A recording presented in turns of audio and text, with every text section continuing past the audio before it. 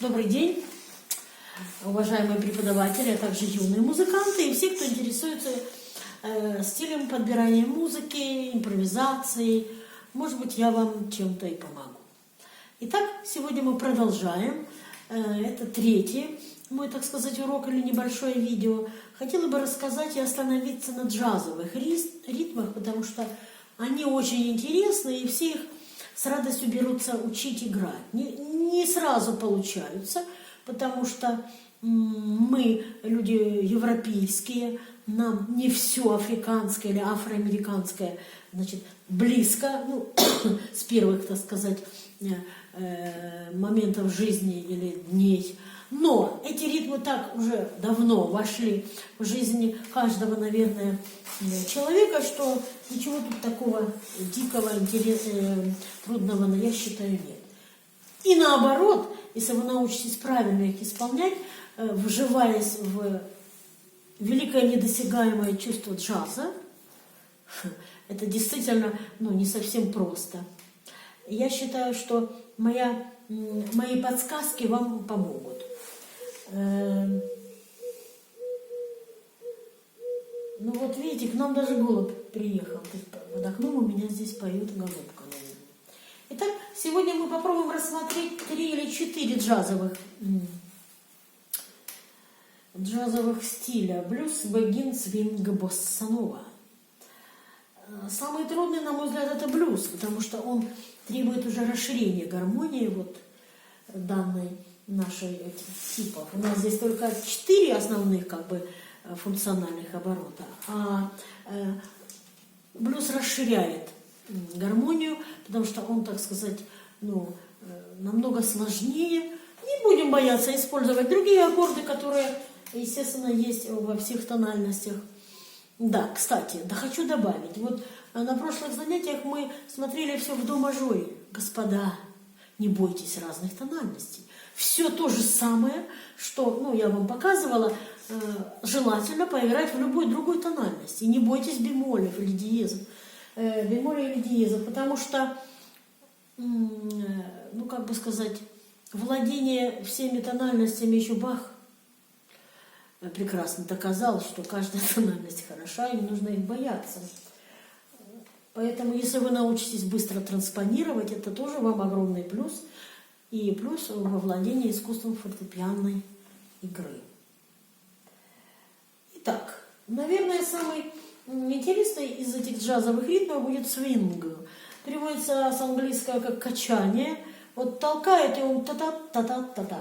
Я часто придумываю слова для того, чтобы деткам было легче играть какие-то сложные ритмические моменты в разных произведениях. Для того, чтобы использовать свинг, моя личная словарная подсказка такая: мама дома. Я извиняюсь, что так может быть банально, но сначала мы выработаем ритмическую правильную формулу, используя руки и колени. Кстати, это очень сложно оказалось многим детям. Ма-ма-до, ма-ма-ма-до, ма. Надо выделять и длиннее немножечко тянуть первый слог. Ма. А потом бросать ма-до, и тогда получится левая в правую и назад, та-та. Но он пунктирный ритм, но все равно с разными вариантами в руках. Вот, пожалуйста. Если вы так научитесь, тогда надо подставлять трезвучие. Это, кстати, очень сложно. Первое время не получается хотя бы 4 подряд сыграть таких такта. Или даже 2. Используя этот любимый мой свинг, попробуем сыграть полный оборот.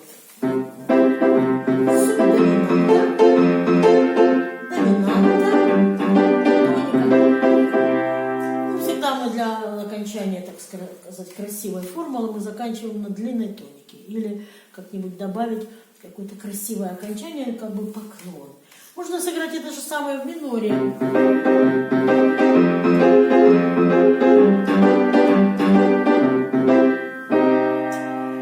Например, сейчас вспомнилась знаменитая джазовая пьеса «Голубая луна» Роджерса, которая написана в этом стиле, но не всегда. особенно в современном мире джазовом, играет ее в свинге, играет в разных джазовых, и босанова я слышала, и другие. Но в свинге она как бы это родной ее темп или тембр, или жанр, стиль. Поэтому я вам сейчас сыграю, вот как бы я вижу. Дело в том, что в «Голубой луне» там другая немножко тональная аккордовая структура, тоника, потом шестая ступень, потом субдоминанта и доминанта. То есть мы расширяем за счет шестой ступени трезвучия. Это в до мажоре, нотки ля, до, ми.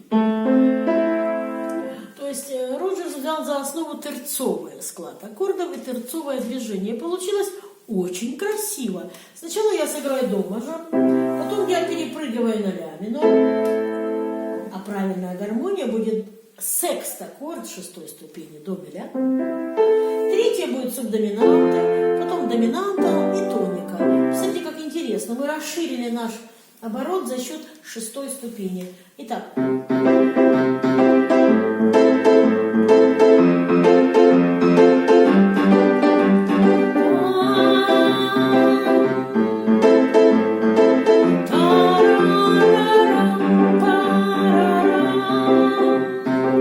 Если я укорочу аккомпанемент,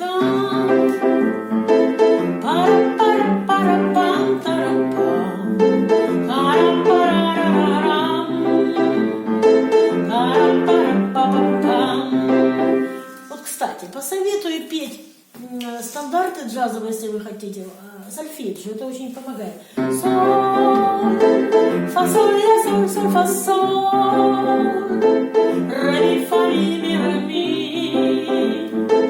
до, ре, ми, до, до. И вот на основе вот этой вот квадрата, вот это все время одно и то же, оно двигается. Вы можете импровизировать, что хотите. Если вы научитесь это все играть одной рукой, ну вот используя бас и терцию, оставшиеся, я думаю, вы понимаете. Это так, конечно, для одной руки, а тогда есть возможность мелодию попытаться сыграть в правой. Это, конечно, очень сложный вариант.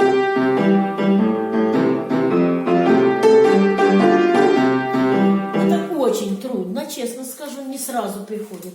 Лучше петь и аккомпанировать себе самому или аккомпанировать кому-то. И вот на основе, допустим, этой гармонии, первая, шестая, субдоминанта, доминанта, я сейчас импровизирую, что хотите.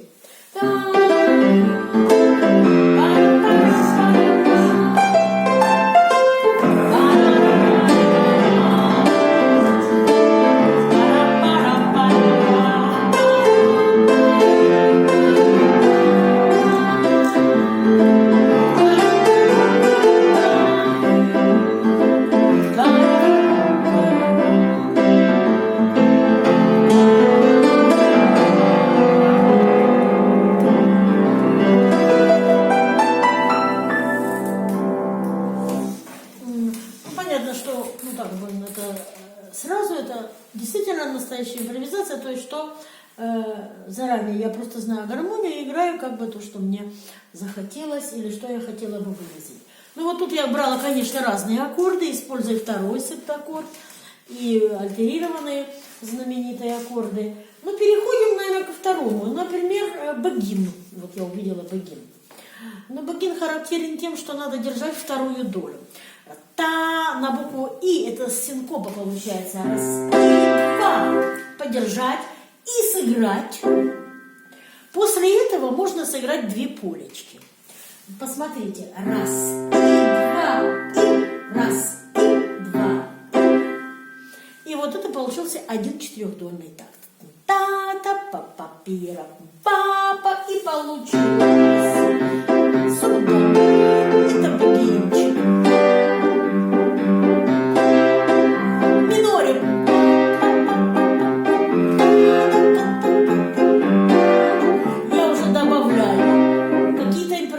В басу. Пожалуйста, у вас же есть возможность играть те же самые ноты, что играет правая рука, из трезвучий, из секстаккордов и кварт-секстаккордов, используя эти же самые звуки в левой руке.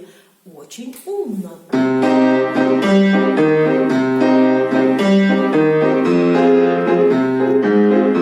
Это субдоминанта и доминанта.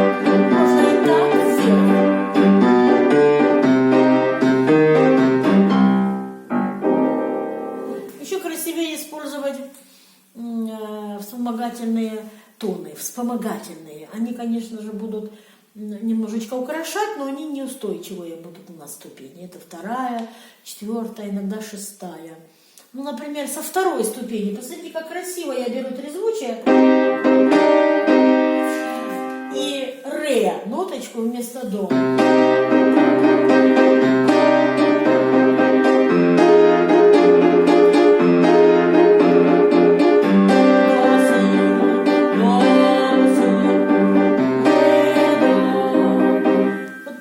Одну нотку мы добавляем в аккомпанементе в правой руке, и получается, что уже маленькие импровизации. Можно сексту добавлять, это в мизинчик будет, 5-й пальчик.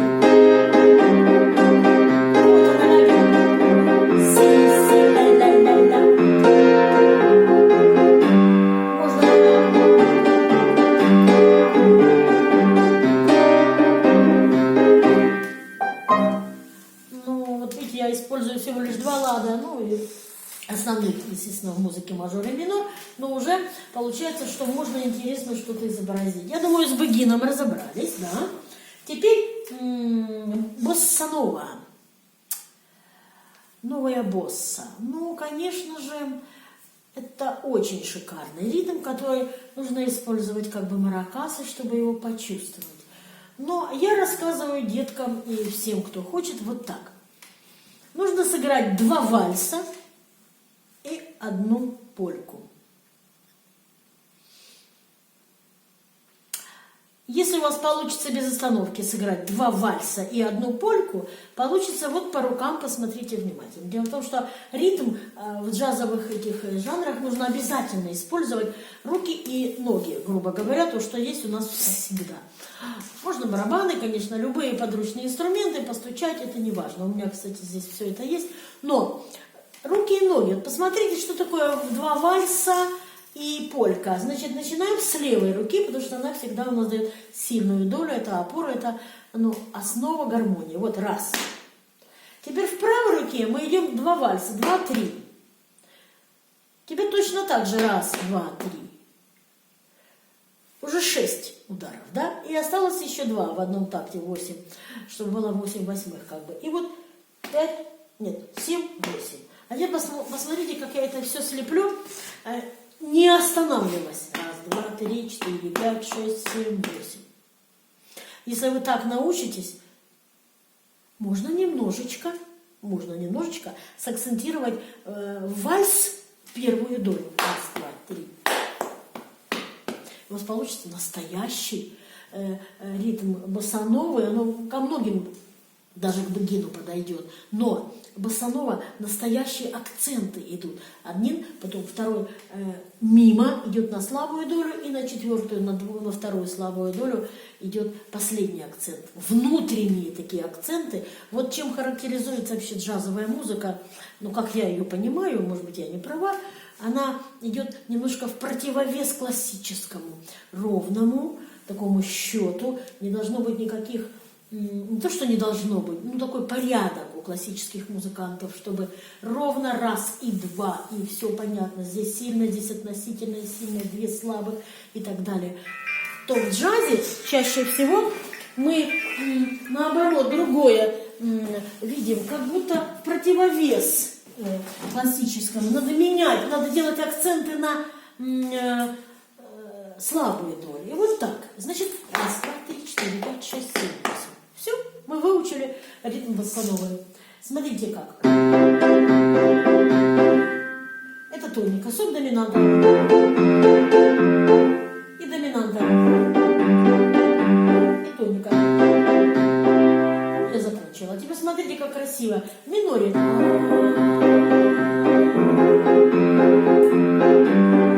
Вот она босса. Если вы начнете импровизировать в левой руке, будет очень красиво. Вот она.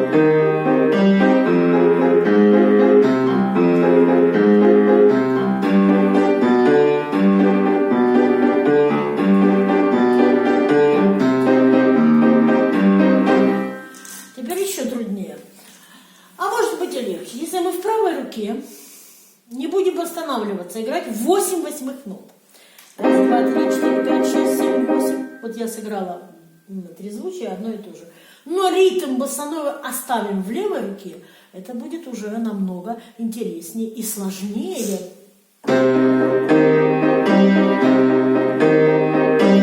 Слышно, да? Очень красиво. А еще если поменять, чуть-чуть симпровизировать последнее, дать октаву на последнюю долю, вообще будет шикарно.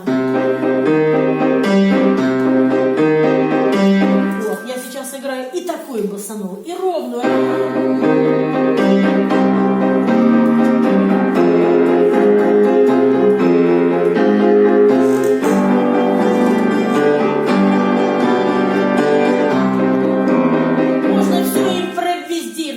Добавляя восьмые или вот эти вводные тоны дополнительные, которые неустойчивы наша ступенечка, вторая, четвертая, шестая, какую хотите. Я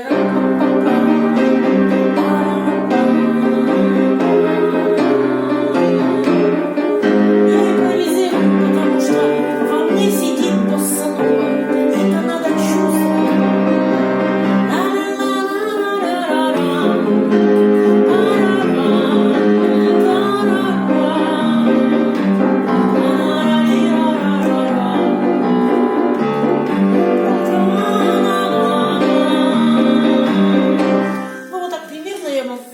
На ходу придумала маленькую импровизацию в боссанове. Ну, еще блюз. Пару слов о блюзе, потому что это очень сложная тема. Блюз относится к негритянским этим спиричуэлам, которые возникли очень давно, грубо говоря, уже почти 100 с чем-то лет назад. Но это очень красивая музыка, спокойная, которая выражает в медленном темпе очень много разных чувств. И в противовес тоже, так скажу, классической музыки, медленные всякие адажио, может быть, там, андантино, модерато, классическая музыка, она тоже очень красива. Блюз насыщен изменениями тонов, альтерированные тона. Мы начинаем менять третью ступень, она может быть изменяться, третья ступень в мажоре понижается, или вторая повышается. Это зависит, кстати, от того, куда мы идем дальше. То есть не всегда третья с бемолем, она может быть вторая с диезом, где, извиняюсь, смотря действительно, куда интонация идет. Ну и, конечно же, пятая ступень, которую любит понижать, это блюзовые ноты, шестая понижена, седьмая. В общем, можно все менять, то есть использовать черные клавиши в до мажоре. Ну вот, например, такая структура блюза тоника. Потом вместо субдоминанта мы делаем вторую ступень, потому что вторая ближе, потому что смысл блюзов идти подряд по полутонам, используя разные как бы впечатления, изменения. Послушайте, вот тоника. Теперь полутончик я делаю уменьшенный. Вот, мы удивились, вторая ступень, она такая мягкая. Теперь мы делаем доминанту. За счет вот этих вот дополнительных полутонов, которые куда-то ведут, вот в этом как бы смысл блюза. Ну, на мой взгляд. Поэтому, например,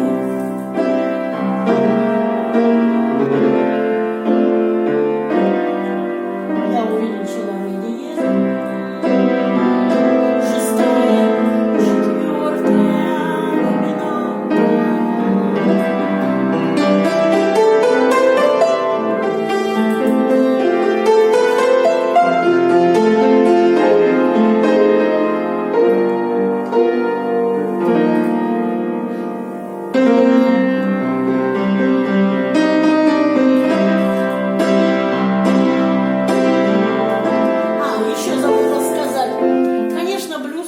Это септаккорды. Но это уже сложнее. Ну и последнее, что я бы хотела вам показать, как можно импровизировать в миноре. Блюз минорный чаще всего, конечно. Но возьмем до минор.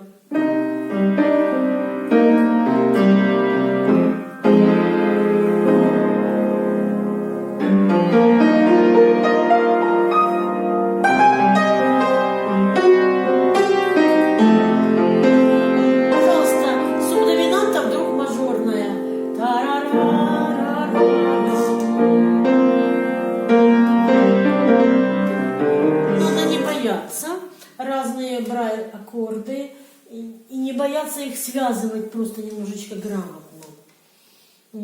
Что-то вот хотела очень интересное сказать. Используя это все, надо использовать наши все возможные пианистические возможности. Арпеджио, аккорды, длинные арпеджио, потом всякие, желательно для джазовой музыки характерны вот эти вот старинные мелизмы, украшения, то есть форшлаги, их очень много, очень много. Ну, я не знаю, можно попробовать мордент использовать, хотя не используется. Потом очень много в джазе тремоло, причем кистевого тремоло на широкие интервалы или даже аккорды, ну или близкие. Ну, например, вот такое, да?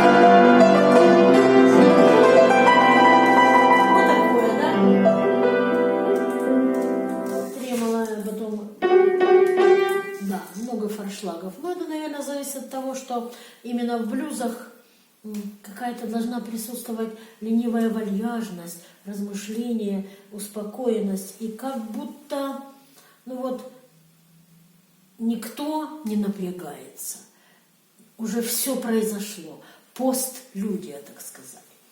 Что еще? Я надеюсь, что в следующем видео я вам расскажу уже, как это все можно использовать на синтезаторе. Очень легко, будет очень интересно. А на сегодня будем прощаться. Спасибо всем за внимание.